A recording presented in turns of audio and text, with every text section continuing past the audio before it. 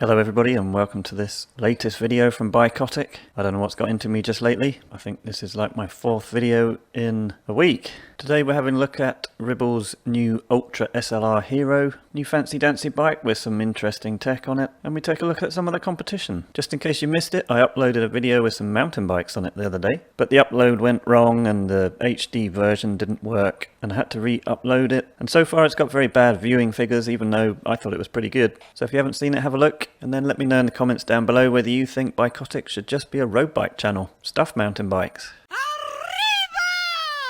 So just before we get stuck into this video about the RIBBLE Ultra, I've got a little complaint for RIBBLE if they're watching. This here is the resolution of the photos on the PINARELLO website for their new DOGMA thread. And then this down here is the resolution of the RIBBLE Ultra on the RIBBLE website. So RIBBLE, if you happen to be watching, please can we have your photos higher res on your website? So here it is, the RIBBLE Ultra SLR Hero. New release from RIBBLE, and at first glance I think we could be looking at a bit of a Marmite bike here. Here's another photo. This is of the cheaper 105 version. And this probably is a more flattering angle, to be fair. I like that colour. Another slight problem is if you're looking to buy this bike, the one I was looking at, estimated dispatch date is April 30th next year, 2022. Blimey. And then let's talk about the name a little bit. The Ultra SLR Hero. Well, that gets a big thumbs down from me. I mean, there's got to be other words other than ultra, surely. It's literally the most used word ever, ultra. And then hero. What the bleep? Really? Hero. Does that really make people buy bikes more? If it's called an ultra hero. I'm an ultra hero. Very odd.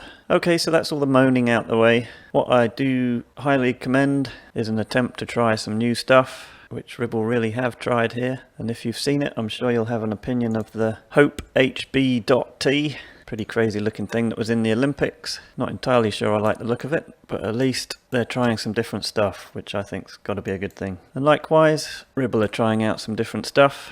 Shame about the photo, namely these funky handlebars. And here's a photo from the front of these new aero handlebars from RIBBLE, and weirdly the first thing I thought of when I saw this photo was a water buffalo, but that probably just makes me weird. But they are a kind of weird shape, and if we have a look from this angle here, apparently the shifters are bolted on with a proprietary setup here from RIBBLE, and these bits here are sort of more aerodynamic apparently when you're holding on to the drops, which don't even have any bar tape. Pretty funky. Let's hope this works out better for RIBBLE than the funky bars that Canyon made for their latest AEROAD. So they all had to be recalled after Van der Poel managed to snap one of them. I think that was something to do with their proprietary system for putting the shifters on. Look at these bars from the top, and they look like the control console to a Battlestar Galactica Cylon Raider. And I think it's great that RIBBLE are trying out this new stuff, but we're definitely going to have to wait and see how this goes down. Let me know in the comments down below if you like these bars. I'll be very interested to hear what you think of them. Would you buy some? So it's not all just about the handlebars.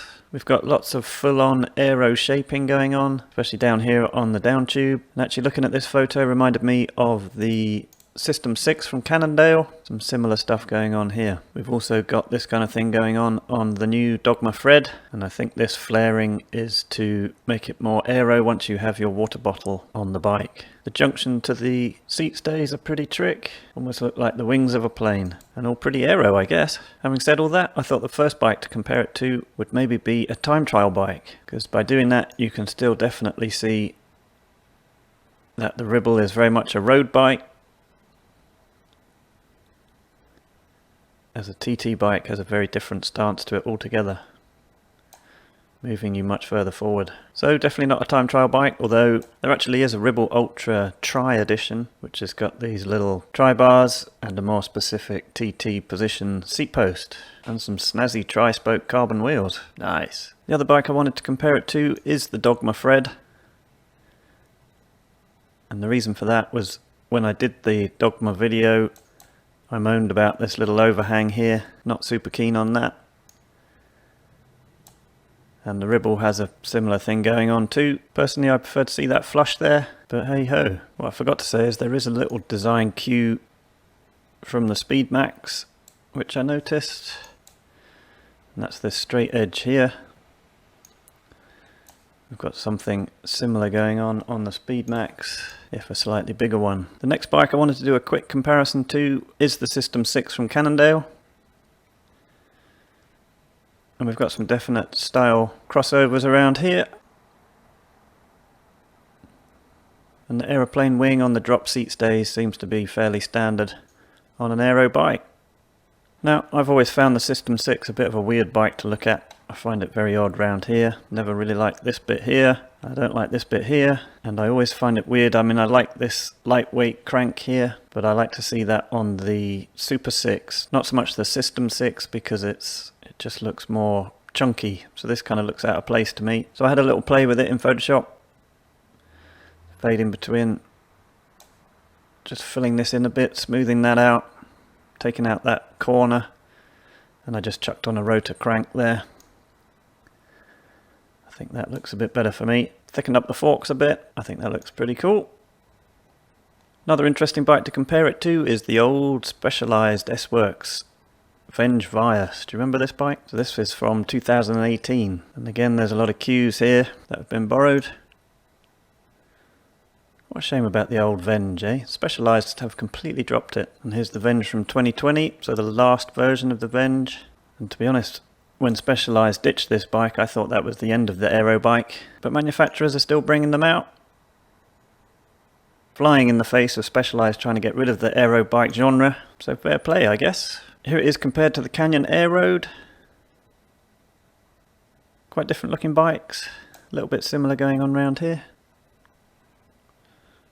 Still amazes me how Canyon have fitted everything into this tiny little stem here.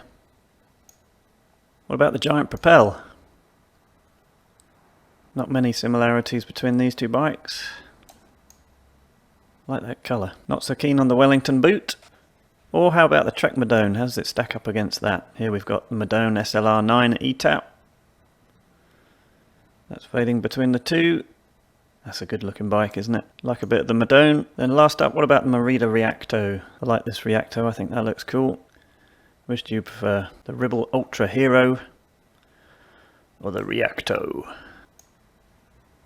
So there we go, that was looking at a few of the competitors to the Ultra SLR Hero. Now that I've finished all this, I realise I forgot the Scott foil, but that's another aero bike you could look at. So what about pricing? So the bottom of the range Ultra is going to come in around £3,000 with 105. There is a bike builder on the RIBBLE website, so you can change components around and change the price up and down. And then the top of the range is coming in at £7,299. So nowhere near the enormous price tag of the Pinarello Fred. Quite hard to find pricing on this bike, but Prologue Bike Shop in Harrogate, they've got a couple of different spec versions, and the cheapest one I could see was £12,400. So probably not on my shopping list, that one. When I started this, I thought probably the AEROAD would have the best value version, but actually it turns out the REACTO 105 version is coming in at £2,250, which is a lot cheaper than any of the other cheaper bikes. So I was pretty impressed with that. The most expensive one was the Trek Madone, and the top of the range there is coming in at £13,500. You'll need a big suitcase to put all that cash in. Pretty good value over at Giant, £2,699 for their bottom of the range version of the PROPEL, and it still upsets me, but the VENGE discontinued.